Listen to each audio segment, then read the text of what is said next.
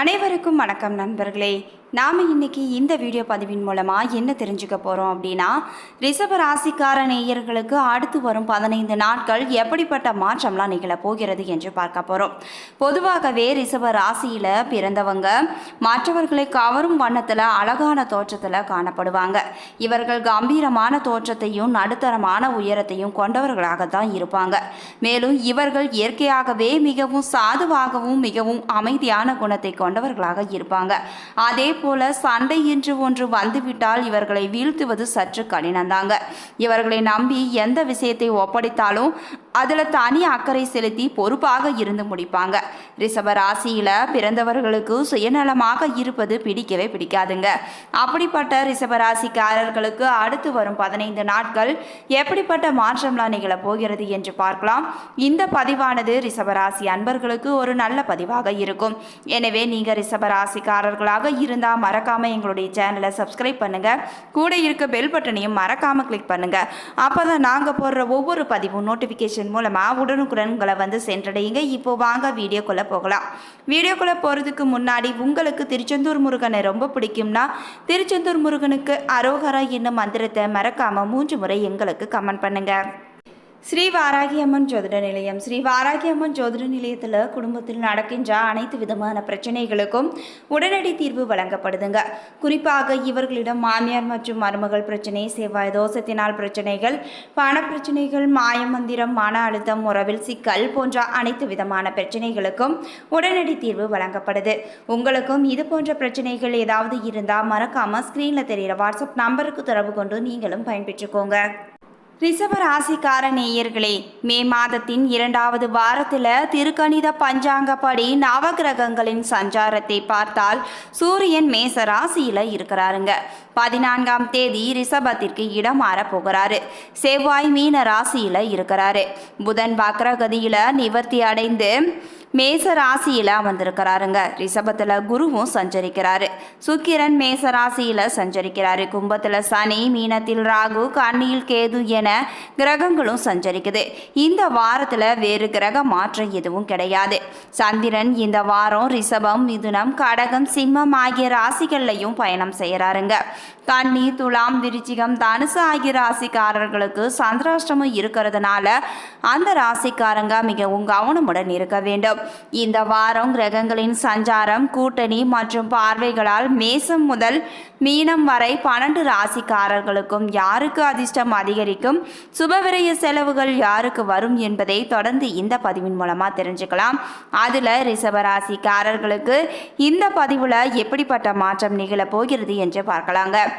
ரிஷப ராசிக்கார நேயர்களே, கலைநயம் எழிலும் சுக்கிரனை அதிபதியாக கொண்ட ரிஷபராசிக்காரர்களுக்கு சூரிய பகவான் உங்கள் ராசிக்கு 12 மற்றும் 1ஆம் இடத்துல இருக்கிறாருங்க.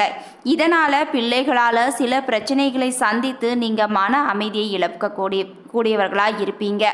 பெரிய மனிதர்களின் ஆதரவால் வார இறுதியில் பிரச்சனைக்கு சரியான தீர்வு உங்களுக்கு கிடைக்குங்க. சந்திரனின் இடப்பெயர்ச்சி உங்களுக்கு நன்மை தீமை என கலந்த பலன்களையே கொண்டு வரப்போகுது. புதிய முதலீடுகளை எச்சரிக்கையாக நீங்கள் செய்ய வேண்டும். நம்பிக்கையான நபராக இருந்தாலும் பண விஷயத்தில் நீங்கள் கவனமாக நடந்து கொள்ள வேண்டும். செவ்வாய் 11ஆம் இடத்தில் சஞ்சரிப்பதனால மணல் ஜல்லி வியாபாரத்தில் துணிச்சலுடன் நீங்கள் ஈடுபடலாங்க. நிலம் வாங்கி விற்பது உங்களுக்கு நல்ல பலனை கொண்டு வரப்போகுது. புதன் 12ஆம் இடத்தில் இருப்பதால் குடும்பத்தில் புதிய உயிர் உற்பத்தியாகி அனைவரையும் மகிழ்ச்சியில் ஆழ்படுத்த போகுது. தாய்மாமன் வழியில் சில சொத்துக்கள் கைமாறி நெருக்கடியான கட்டத்தில் உதவியாக உங்களுக்கு இருக்குங்க. குரு 1ஆம் இடத்தில் இருப்பதால் இரவு பகலாக நீங்கள் உழைப்பீங்க. குடும்பத்திற்காக பண சேமிப்பில் அக்கறையும் செலுத்த போறீங்க. சுக்கிரன் 12ஆம் வீட்டில் இருப்பதால் கலைத்துறையினர் முன்னேற்றமான நிலையை அடைவாங்க. அலங்கார பொருள் விற்பனை, அழகு நிலையம் நல்ல லாபத்தை உங்களுக்கு கொண்டு சேர்க்க போகுது. சனி 10ஆம் வீட்டில் இருப்பதால் மருத்துவ செலவுகள் உங்களுக்கு மன நிம்மதியை கெடுக்க போகுதுங்க. ராகு 11ஆம் இடத்தில் இருப்பதால் தக்க சமயத்தில் நண்பர்கள் உதவியும் செய்வாங்க. கேது 5ஆம் இடத்தில் இருப்பதால் தொழில் போட்டிகளை நீங்கள் வெற்றிகரமாக சமாளிப்பீங்க. மேலும் ரிஷபராசிக்காரர்களுக்கு பணவரவானது நீங்கள் எதிர்பார்த்ததை விட தேவையான அளவுக்கே உங்களுக்கு அமையப் போகுது. ஆனால் மனதில் தேவையில்லாமல் தோன்றும் குழப்பங்களால் குடும்ப நிர்வாகத்தில் முழு கவனம் உங்களால் செலுத்த முடியாதுங்க.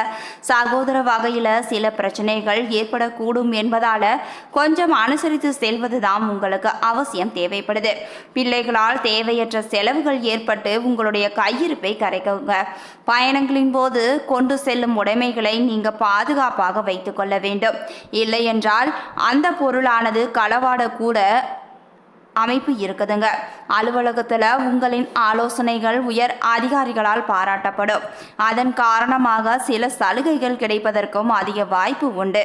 வியாபாரத்தில் எதிர்பார்த்ததை விட லாபம் கூடுதலாக கிடைக்கும். பணியாளர்கள் நல்ல முறையில் உங்களுக்கு பணியும் செய்வாங்க. குடும்பத்தை நிர்வகிக்கும் பெண்களுக்கு சற்று பொறுப்புகள் கூடுவதால் சோர்வும் உண்டாகும். வேலைக்கு செல்லும் பெண்களுக்கு அலுவலக சூழ்நிலை திருப்தி தருவதாகவே அமையுங்க. உங்களுக்கான அதிர்ஷ்ட எண்கள் 2 மற்றும் 7. வழிபட வேண்டிய தெய்வம் சிவபெருமான்.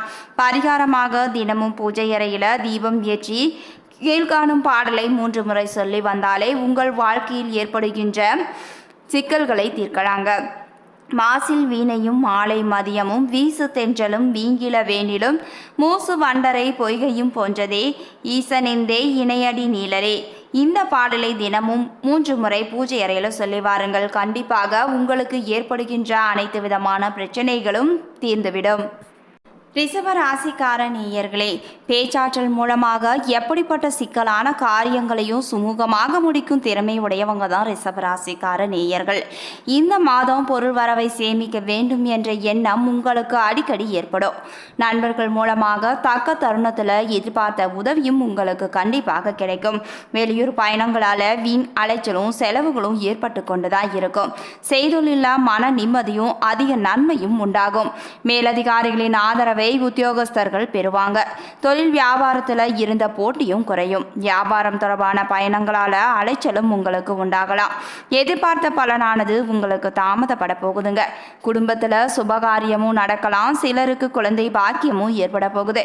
கணவன் மனைவிக்கிடையே மகிழ்ச்சியும் அதிகரித்து காணப்படும். பிள்ளைகளால் நன்மை ஏற்பட போகுதுங்க. அவர்களது திறமை கண்டு மன மகிழ்ச்சியும் அடைவீங்க. பெண்களுக்கு வீண் அலைச்சலும் செலவும் ஏற்பட்டாலும் கூட சேமிக்க வேண்டும் என்ற எண்ணம் உருவாக்கி கொண்டுதான் இருக்கும். எதிர்பார்த்த உதவிகளும் நீங்க கிடைக்க பெறுவீங்க. கலைத்துறையினருக்கு சிறப்பான காலகட்டமாக இருக்க போகுதுங்க. தாமதமாகி வந்த வாய்ப்புகள் அனைத்தும் உங்களுக்கு திரும்ப வந்து கிடைக்க போகுது. அரசியலில் இருப்பவர்களுக்கு இந்த காலகட்டம் மந்தமாகவே காணப்படும். மேலிடத்தை அனுசரித்து செல்வது தான் உங்களுக்கு நல்லதுங்க. வீண் அலைச்சலும் வேலை பளுவும் ஏற்படலாம். மாணவர்களுக்கு கல்வியில் இருந்த போட்டிகளும் நீங்க போகுது. எதிர்பார்த்த வெற்றியும் உங்களுக்கு கிடைக்கும். மனதில் தன்னம்பிக்கை உண்டாக போகுதுங்க. கார்த்திகை 2, 3, 4ஆம் பாதத்தில் பிறந்தவர்களுக்கு இந்த மாதம் எல்லாவற்றிலும் நன்மை உண்டாக போகுது. அடுத்தவர்களை அனுசரித்து போய் காரியங்களை வெற்றிகரமாக செய்து முடிக்க போறீங்க. எதிர்பாராத செலவு உங்களுக்கு ஏற்படும். சிந்தித்து செயல்படுவது உங்களுக்கு நன்மை பெற்றுத்தரும். மேலும் உங்களுக்கு பணவரவானது எதிர்பார்த்ததை விட அதிகமாகவே இருக்கும். அடுத்தவர் நலனுக்காக பாடுபட வேண்டியிருக்கலாங்க.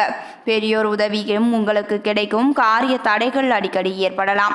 வழக்குகளில் உங்களுக்கு சாதகமான போக்கே காணப்படுங்க. அடுத்து ரோகிணி நட்சத்திரம். இந்த நட்சத்திரத்தில் பிறந்தவர்களுக்கு இந்த மாதத்தில் நண்பர்களிடம் நீங்க கவனமாக பழக வேண்டும். தொழில் வியாபாரம் தொடர்பாக பயணங்கள் செல்லக்கூட வேண்டியிருக்கலாம். பார்ட்னர்களுடன் அனுசரித்து செல்வது தான் உங்களுக்கு நல்லதுங்க. உத்தியோகத்தில் இருப்பவங்க சக ஊழியர்களுடன் விட்டு கொடுத்து செல்ல வேண்டும். வீண் அலைச்சலும் உண்டாகலாம். குடும்பத்தில் இருப்பவர்களுடன் அவ்வப்போது வாக்குவாதங்களும் உண்டாகலாங்க. மிருகசீரிசம் 1, 2ஆம் பாதத்தில் பிறந்தவர்களுக்கு இந்த மாதம் கணவன் மனைவி ஒருவருக்கொருவர் அனுசரித்து செல்வது கருத்து வேற்றுமை வராமல் தடுக்குங்க. பிள்ளைகள் நீங்கள் சொல்வதை கேட்டு நடப்பது உங்களுடைய மனதுக்கு திருப்தியை தரக்கூடியதா அமையும். உறவினர்களுடன் வாக்குவாதத்தை நீங்கள் தவிர்க்க வேண்டும். வரவுக்கு ஏற்ற செலவும் இருக்குங்க. மற்றவர்கள் பிரச்சனை தீர பாடுபடுவீங்க. காரிய தடை தாமதமும் ஏற்படலாம். பரிகாரமாக ராமாயணத்தில் சுந்தரகாண்டம் படித்து வர எல்லா கஷ்டங்களும் உங்களுக்கு நீங்கிவிடும். மேலும் நீங்கள் எதிர்பார்த்த காரியம் அனைத்துமே உங்களுக்கு சாதகமான பலனையே பெற்றுத்தரும். இதுவரைக்கும் ரிஷபராசிக்கார நேயர்களுக்கு அடுத்து வரும் 15 நாட்களும் எப்படிப்பட்ட மாற்றம்லாம் நிகழப் போகிறது என்று பார்த்தோம். இந்த பதிவானது ரிஷபராசி அன்பர்களுக்கு ஒரு நல்ல பதிவாக அமைஞ்சிருக்கும் நம்புறேன். இது போன்ற பயனுள்ள தகவல்களை நீங்கள் உடனுக்குடன் தெரிஞ்சுக்கணும்னா மறக்காமல் எங்களுடைய சேனலை சப்ஸ்கிரைப் பண்ணுங்கள். கூட இருக்க பெல் பட்டனையும் மறக்காமல் கிளிக் பண்ணுங்கள். அப்போ தான் நாங்கள் போடுற ஒவ்வொரு பதிவும் நோட்டிஃபிகேஷன் மூலமாக உடனுக்குடன் உங்களை வந்து சென்றடையுங்க. மேலும் உங்களுக்கு திருச்செந்தூர் முருகனை ரொம்ப பிடிக்கும்னா திருச்செந்தூர் முருகனுக்கு அரோகரா என்னும் மந்திரத்தை மறக்காமல் 3 முறை எங்களுக்கு கமெண்ட் பண்ணுங்கள். நன்றி நண்பர்களே.